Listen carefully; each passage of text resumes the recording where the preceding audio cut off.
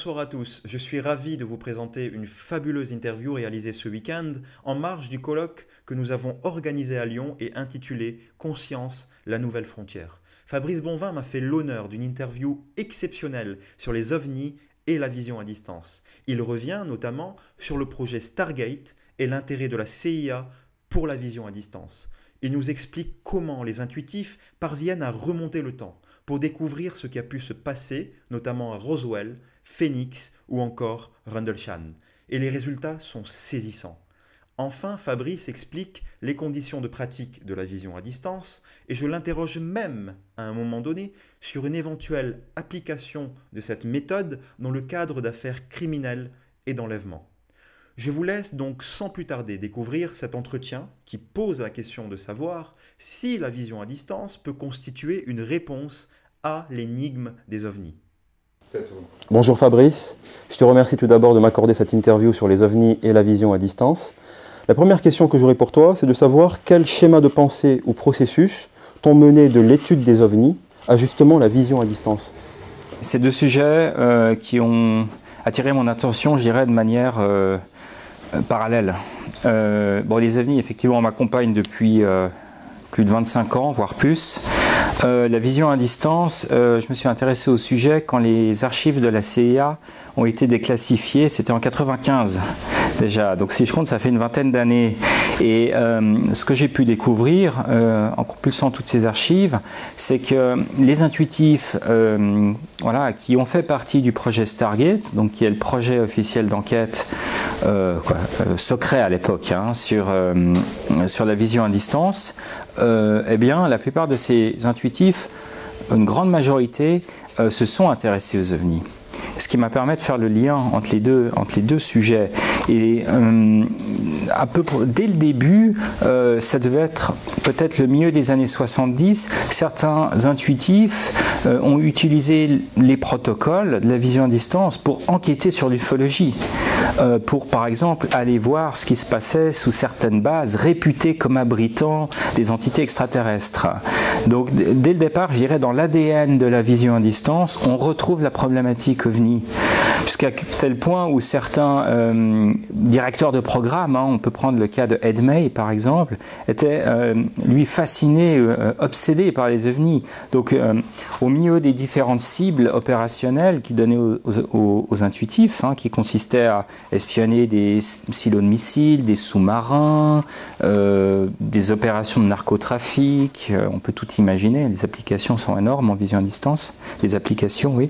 Eh bien, il glissait de temps en temps un cas ufologique, une question ufologique pour voir ce que les intuitifs pouvaient ramener comme type d'information. Et ce qui est aussi intéressant, c'est que beaucoup d'intuitifs ont eux-mêmes été témoins d'observations d'OVNI. Voilà, donc c'est un sujet deux sujets qui sont fortement reliés. On a notamment le cas d'Ingo Swann. Alors oui, Ingo Swann, qui est l'un des sujets les plus brillants en vision à distance, et qui est à l'origine du protocole du Control Remote Viewing, qui est l'instigateur de ceci, a enquêté sur des sujets ufologiques et est l'auteur d'un ouvrage qui s'appelle Pénétration. Et en gros, ce que raconte Ingo Swann, pour faire très court, c'est qu'il a été, on pourrait dire, séquestré à New York, où il habite, amené par des agents non identifiés dans une base non identifiée, et pendant quelques jours, on lui a donné l'ordre de visionner à distance la face cachée de la Lune. Et là, sur la face cachée de la Lune, il a vu des choses qui étaient inattendues, on va dire ça comme ça. Donc voilà, tout sous la torture, donc on lui a imposé cela. Ouais, disons oui, torture psychologique, on va dire. Voilà, oui. Il a dit bon tu restes là et tant que tu nous dis pas ce que tu as vu, on te ramène pas à l'air libre sur le plancher des vaches. Donc il était un petit peu coincé dans sa base. Est-ce que tu peux définir pour ceux qui ne le savent pas, très rapidement, en quelques mots, ce qu'est la vision à distance justement? Alors, la vision à distance, c'est la capacité qui peut être apprise de percevoir, au-delà de l'espace et du temps, des personnes, des objets ou des lieux, au-delà des 5 sens habituels. On va dire percevoir par l'esprit. Voilà. Ensuite, les ressentis ou les perceptions intuitives se manifestent principalement visuellement, par des flashs, mais peuvent aussi se manifester par les 5 sens, par le toucher, par l'odorat, par l'ouïe aussi. D'accord. Voilà. Ce qui nous amène justement vers un autre sujet, notamment concernant le First Sight Institute, qui est un institut anglais, américain, ouais. Dont Das Smith est à la tête. Non, Das Smith c'est l'un des intuitifs justement. Un des intuitifs utilisés dans le cadre des projets. D'accord, ok. Donc c'est un institut justement qui mène des expériences de vision à distance avec des intuitifs sur plusieurs cas, et notamment des cas ufologiques. Oui. On a eu le cas de Roswell récemment, on a eu le cas de Phoenix, le cas de Rendlesham. Et est-ce que tu peux nous en parler plus précisément et revenir sur des cas justement qui te semblaient plus intéressants que d'autres? Ouais, le Far Sight Institute a été créé, il me semble, au milieu des années 90 par un docteur en mathématiques et en physique qui s'appelle Courtney Brown. Et le but de l'institut est non seulement effectivement d'aller explorer des cibles, mais aussi faire un travail d'éducation auprès du grand public et aussi de mener des recherches sur la vision à distance. En fait, c'est l'objectif numéro 1 de l'Institut est faire de la recherche, en particulier sur la question du temps. Comment s'articule la question du temps dans le cadre de la vision à distance. Voilà. Mais c'est vrai que pour vivre, même si l'Institut n'a pas de but lucratif, ils mettent à disposition des vidéos. On trouve beaucoup de choses gratuites sur le Far Sight Institute, c'est très intéressant, tout est en anglais malheureusement. Mais ce qu'ils font, c'est qu'ils mandatent des intuitifs, je dirais très doués, parmi les meilleurs au monde. Donc on retrouve effectivement Das Smith qui est anglais, on retrouve aussi Dick Allgaier qui habite à Hawaï, qui est américain, et d'autres. Courtney Brown a aussi formé son fils à la vision à distance, son fils paraît assez doué. Eh bien effectivement, ils vont faire la vision à distance sur des cibles dites ésotériques. Et c'est là où ça pose un problème. Ésotérique, c'est par exemple aller voir qui a tué Kennedy, aller voir qui est derrière les attentats du 11 septembre. Donc toujours des sujets à polémique ou conspirationnistes, ou souvent, et aussi beaucoup de choses liées à l'ufologie. Ils sont allés voir les structures sur Sidonia, sur Mars, mais aussi enquêter sur un nombre de cas ufologiques comme Roswell, la zone 51, ils ont fait aussi Phoenix, les incidents de Phoenix. Voilà. Donc ils proposent ces vidéos à la vente en DVD ou sous forme de vidéos on demand sur Internet. Justement, comment se passe le processus? Alors, le processus, bon, je ne suis pas au sein du Far Sight Institute, mais ce que j'ai compris, c'est que d'abord, les intuitifs, on leur dit absolument pas de quoi il s'agit. On leur donne des coordonnées. Mettre en place une coordonnée permet de fixer une intention. Et c'est l'intention qui va permettre à l'intuitif d'aller chercher l'information dans un espèce de champ quantique, un champ d'information, on peut dire, ou dans la matrice. On peut lui donner plusieurs noms. Voilà. Donc en fait, au départ, tant par exemple à Dick Allgaier qui est à Hawaï que Das Smith qui est en Angleterre, on va leur dire voilà les coordonnées, qu'est-ce que vous percevez? Il peut s'agir de n'importe quoi, d'ufologie ou de... On peut tout imaginer. Et là, ils vont faire une séance sur papier. En général, ils font la séance sur papier. Mais évidemment, ils ne communiquent pas entre eux. Das Smith ne communique pas avec Dick Allgaier, ni avec le chef de projet qui est Courtney Brown. Ils font leur séance sur papier et ensuite ils l'enregistrent sur vidéo. Et c'est ce qu'on peut voir effectivement sur le site du Far Sight Institute. J'ai juste une question. Est-ce qu'avant l'expérience, ils savent justement ce qu'elle va contenir? Ils ne savent absolument pas. Ils ne savent pas, on est d'accord. Tout ce qu'on leur donne, c'est une suite de chiffres. D'accord. 4, 8, 3, 2. Qu'on leur présente justement les coordonnées, la suite de chiffres, où ils doivent se connecter en fait à l'événement. Alors ils peuvent se connecter à tout moment. Hein. Courtney Brown, il dit voilà les coordonnées, il envoie ça par email, il leur dit dans 2 semaines, donnez-moi vos perceptions. D'accord. Donc ils emailent tout ça et puis ensuite je pense qu'ils doivent produire une vidéo ensuite, peut-être qu'on peut la voir sur le site internet. Est-ce que tu peux nous parler rapidement du cas de Phoenix justement qui a fait l'objet d'un remote viewing? Qu'est-ce que ces gens ont vu justement dans ce fameux vaisseau au-dessus de Phoenix? Est-ce qu'ils ont observé des entités? Quelle était la teneur justement de... Peut-être juste pour planter le décor, l'incident de Phoenix se passe en 97, n'est-ce pas? Et une ou plusieurs grandes structures de forme triangulaire ont pu être observées par des milliers de témoins au-dessus de la ville de Phoenix durant à peu près 2 heures de temps. Et ces incidents ont pu être filmés également. L'incident s'est passé en 2 phases. Une première phase avec effectivement une sorte de vaisseau triangulaire qui a survolé plusieurs États, dont Phoenix. Et une deuxième phase plus tard, je crois vers les 22h, la première phase 19h, la deuxième phase 22h, où effectivement il y a eu ces apparitions au-dessus de la ville. Voilà. Alors ce qui s'est passé, c'est qu'effectivement Kurt Nebran a voulu comprendre de quoi il s'agissait. Est-ce que la version officielle, c'est qu'il s'agit de lancer de fusées éclairantes, voilà. L'autre version, qui est la version retenue par les témoins et même maintenant par le gouverneur de l'époque, qui a lui-même observé l'OVNI. Et même un célèbre acteur hollywoodien aussi qui était témoin. Oui, voilà, absolument. Je ne me souviens plus du nom. Oui, effectivement. Eh bien, c'est qu'il s'agit effectivement d'un vaisseau extraterrestre. Après, il y a d'autres hypothèses. On pourrait imaginer que ce soit un prototype secret, effectivement. Donc, il a dit à Dick Alguire, il a dit effectivement à Das Smith, maintenant vous allez, je vais vous donner une suite de coordonnées. Donc, il a fixé son intention. Il a donné ce qu'on appelle en anglais le target cue, c'est-à-dire l'indice. Il a dit, veuillez me décrire ce qui s'est passé tel jour à telle heure. Point. Et les gens, effectivement, les intuitifs, c'est assez intéressant de voir le processus. On commençait d'abord à décrire la zone, on dit plutôt un endroit désertique, on voit plutôt une ville, et effectivement, je ressens, je perçois une grosse structure au-dessus de la ville qui a beaucoup d'énergie. Et puis ensuite, au fur et à mesure qu'ils se connectent aux différentes étapes de la vision à distance, ils reçoivent de plus en plus d'informations, et comme la vision à distance est contrôlée, ils ont dit maintenant, je vais aller voir ce qu'il y a dans le vaisseau. Et c'est ça qui est chouette. C'est que en fait, Najib, ce qu'il faut comprendre, c'est que tu peux interroger l'information, tu peux aller voir ce qui se passe.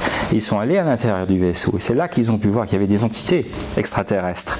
Et ce qui est intéressant quand on a deux intuitifs, c'est que chacun va voir des choses différentes en fonction de ses forces et de ses faiblesses. Un intuitif peut peut-être mieux percevoir les émotions, peut peut-être mieux percevoir les concepts. Un autre intuitif peut peut-être mieux percevoir les formes de vie ou la taille des objets ou la couleur des objets ou la chaleur des objets. Alors ils viennent tous les deux avec leurs propres intuitions, mais on arrive tous les deux sur un cas où on décrit un ovni qui se situe au-dessus d'une grande ville, qui ressemble à Phoenix, avec un ovni qui globalement qui rappelle un petit peu ce qu'on a vu. Et là, apparemment, selon la description d'un des intuitifs, un être humain aurait été enlevé à l'intérieur de ce vaisseau et aurait été mis en relation avec une forme de vie extraterrestre habitant ce vaisseau. Voilà, avec une forme de vie effectivement très avancée de manière scientifique, mais aussi très avancée de manière spirituelle, et puis avec des intentions qui étaient plutôt positives. Voilà, après je dis pas que c'est vrai. Alors après le problème de ces cibles-là, et c'est là où on a un gros problème en termes de protocole de vision à distance, c'est qu'on ne peut pas vérifier ces informations. Comment peut-on vérifier qu'il y avait bien des formes de vie dans cet ovni? On ne peut pas. Mais ce qui est intéressant, c'est qu'on a plusieurs intuitifs qui convergent vers le même type d'informations, qui nous racontent plus ou moins la même chose. Et on sait que ces deux intuitifs qui ont un taux de réussite 90-100% dans leur cible. Donc on peut faire l'hypothèse que ce qu'ils disent est conforme à la réalité. On peut faire l'hypothèse, mais on n'a aucun moyen de le prouver. Donc ça reste quand même hautement spéculatif. Ils ont mené justement l'expérience concernant Roswell. Il y a 3 intuitifs, si je me souviens bien.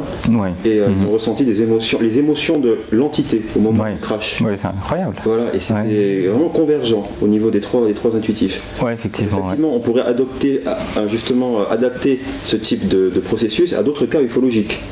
Donc oui, ce serait peut-être, c'est à ce moment peut-être que la vision à distance pourrait résoudre l'énigme des ovnis. Oui. Et puis on a un ouvrage qui est paru l'année passée, qui s'appelle UFOs and Remote Viewing, donc OVNI et vision à distance, où l'auteur a mobilisé l'intuitif le plus performant du moment, qui est Joe McMoneagle, qui a travaillé au sein du projet Stargate pour enquêter sur de gros cas ufologiques. On a Rendlesham Forest, on a le cas de Travis Walton, on a le cas du Japan Airlines des années 80. Et c'est intéressant parce que pour certains cas, comme le cas de Rendlesham Forest, eh bien, effectivement, il dit non, il ne s'agit pas d'un ovni, il ne s'agit pas d'un engin exogène, il s'agit effectivement d'une rentrée atmosphérique, d'un test qui a été fait par les Américains et qui n'a pas forcément bien fonctionné finalement. Donc en fait, je ne dis pas que le cas est résolu, mais je dis qu'il apporte une réponse qui n'était peut-être pas attendue.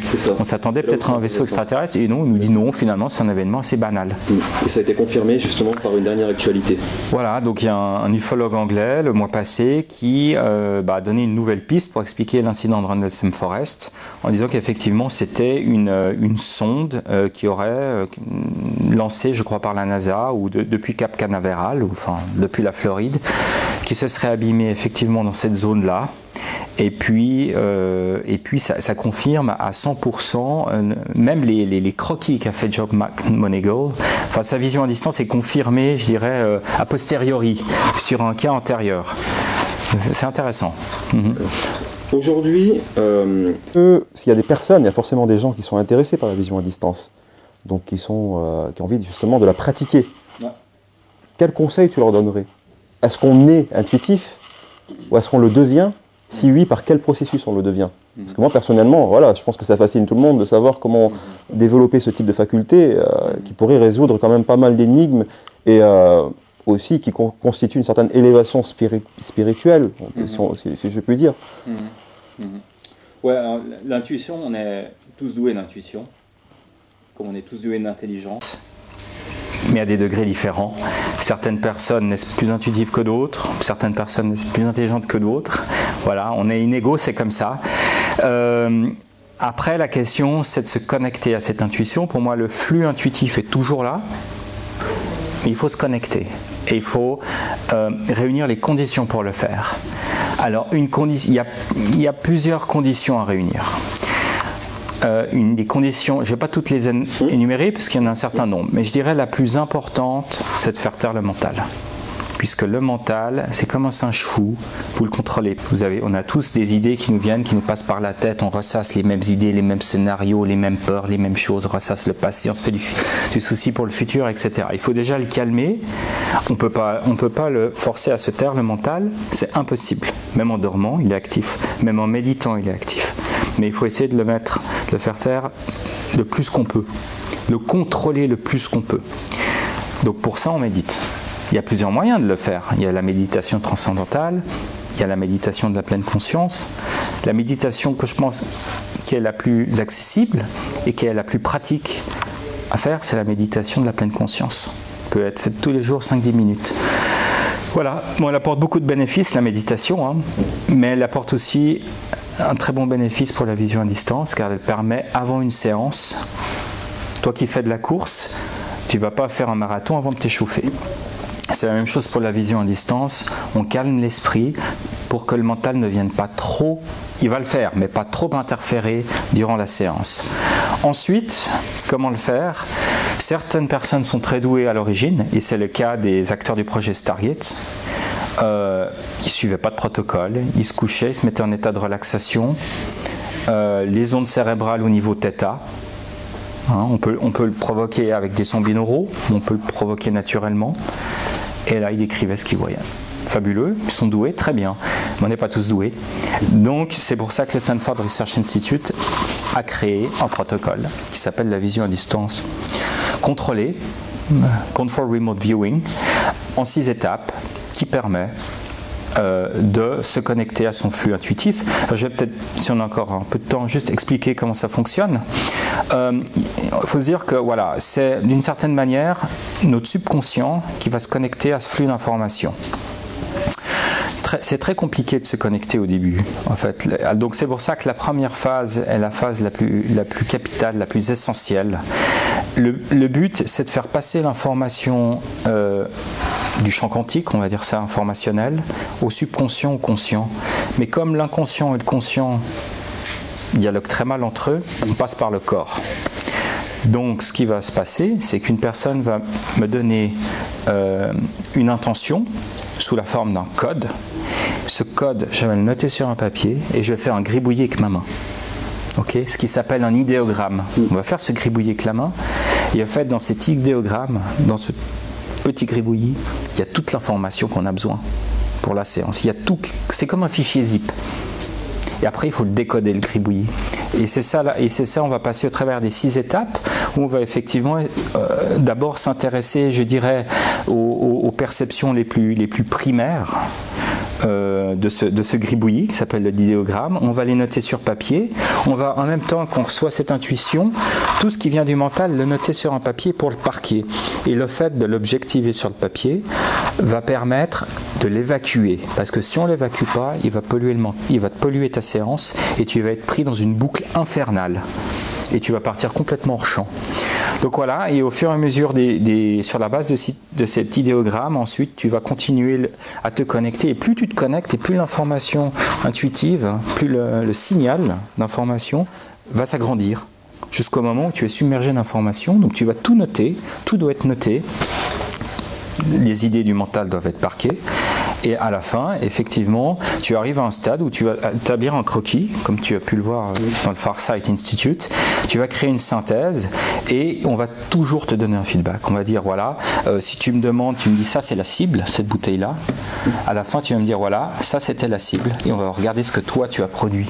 Et à partir de là, je vais pouvoir dire, effectivement, j'ai pu détecter une forme comme ça, j'ai pu détecter du liquide, j'ai pu détecter cette couleur bleue. Par contre, il y a telle ou telle chose que j'ai pas pu détecter.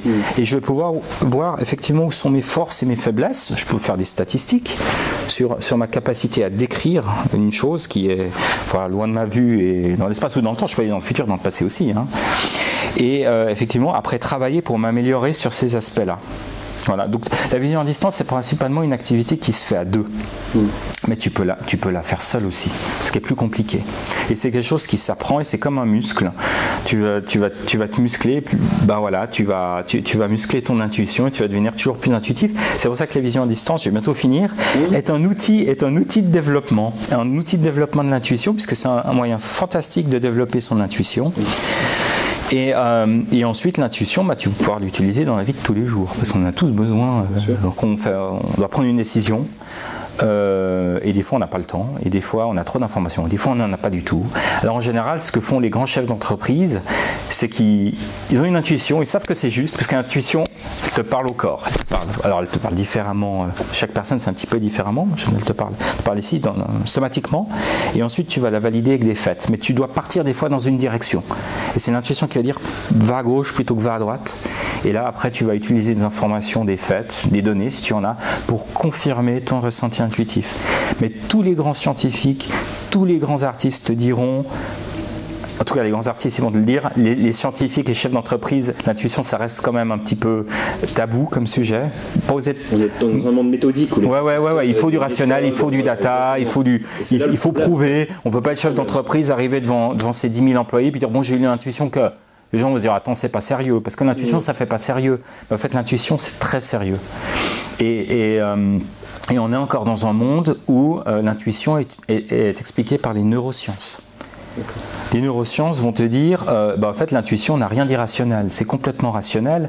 En fait c'est ton inconscient, c'est des informations liées à l'expérience ou à l'expertise qui sont enfuies dans ton inconscient, et en fait quand tu vas te retrouver dans une situation qui a déjà plus ou moins été vécue, ton système global va court-circuiter les circuits normaux conscients et va directement chercher l'information de l'expertise à l'inconscience et va le somatiser sous la forme d'intuition. Donc ils expliquent l'intuition par un phénomène d'inconscience rationnelle. Mais en fait, cette explication-là n'explique pas du tout la vision à distance. Comment on peut expliquer qu'un intuitif qui se trouve aux États-Unis puisse décrire au mètre ou au millimètre près ce qui se passe dans une base secrète en Russie et que ça soit validé ensuite? Est-ce que c'est son expérience? Bien sûr que non, il n'est jamais allé sur cette base. Il ne sait pas de quoi on parle. Non. C'est qu'il y a une capacité humaine à la conscience non locale. Notre conscience est non locale et on va chercher de l'information. Et la physique commence à le montrer dans un champ quantique. L'information, la conscience. Donc après, je ne dis pas que le modèle neurologique est faux. Mais il y a plusieurs écoles pour expliquer l'intuition. Et les neurologues ont probablement raison, mais ils n'expliquent pas tout. Et il existe un sixième sens. Et ce sixième sens, je pense que beaucoup d'entre nous l'a déjà expérimenté une fois ou l'autre dans sa vie, que le modèle ou l'école de pensée neurologique ne peut pas expliquer. Et la vision à distance permet de travailler ce sixième sens. Et c'est fabuleux parce que c'est à la portée de tout le monde peut l'apprendre, et que c'est un très bel outil de développement personnel. Et à la fin, les gens... Quand on écoute les gens qui ont fait de la vision à distance pendant des années, vous diront mais le plus beau, c'est pas d'aller espionner sa voisine dans sa salle de bain en faisant de la vision à distance. Le plus beau, c'est que j'ai appris une chose, c'est que ma conscience est non locale. Et que je suis plus que mon être, je suis plus que mon cerveau, que nous sommes tous interconnectés. Donc, et ça, c'est le plus grand apprentissage, en fait. Justement, je voulais rebondir sur un fait d'actualité assez malheureux, si tu veux bien en parler. On a récemment eu la disparition de la petite Maëlys, par exemple. Est-ce qu'on ne pourrait pas concrètement utiliser justement le remote viewing pour essayer d'obtenir des informations au sujet de sa disparition? Et dans quel cas ça peut ne pas fonctionner? On en parlait hier de manière informelle. Ouais. Est-ce que tu peux justement... Ouais, les forces de l'ordre aux États-Unis en particulier font appel aux visionneurs à distance, comme ils font appel aux médiums aussi.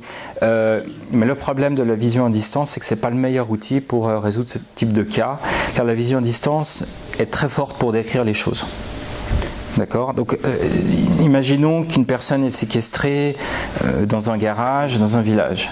Le visionneur à distance veut dire, ok, je perçois deux routes qui s'entrecroisent, je vois qu'il y a une église, je sens comme une église, il y a quelque chose de religieux, et je sens une espèce de hangar qui est grand, il fait peut-être 100 mètres. Voilà, il va te donner ce type de description et tu vas te retrouver avec ces informations et tu vas dire ok, mais qu'est-ce que j'en fais? Ça peut être n'importe où.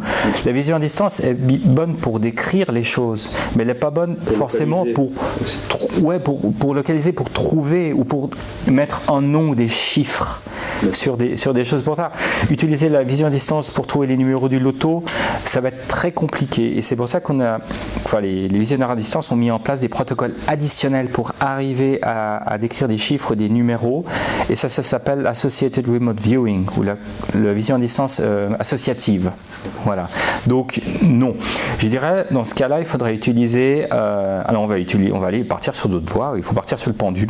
Le pendule peut donner des bonnes informations. On part toujours avec l'intention, mais pas des protocoles de vision à distance, mais avec le pendule. Deuxième option, c'est les médiums. Les médiums, ils fonctionnent complètement différemment. Ils vont se connecter à d'autres espaces, à d'autres consciences, à d'autres niveaux. On n'est pas du tout dans le cadre de la vision à distance. Mais ça peut très bien fonctionner.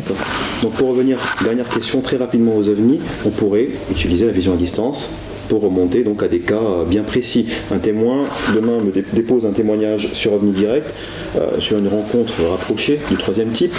Est-ce qu'on pourrait monter autour de cette expérience justement un processus de vision à distance sur ce cas précis? Oui. D'accord.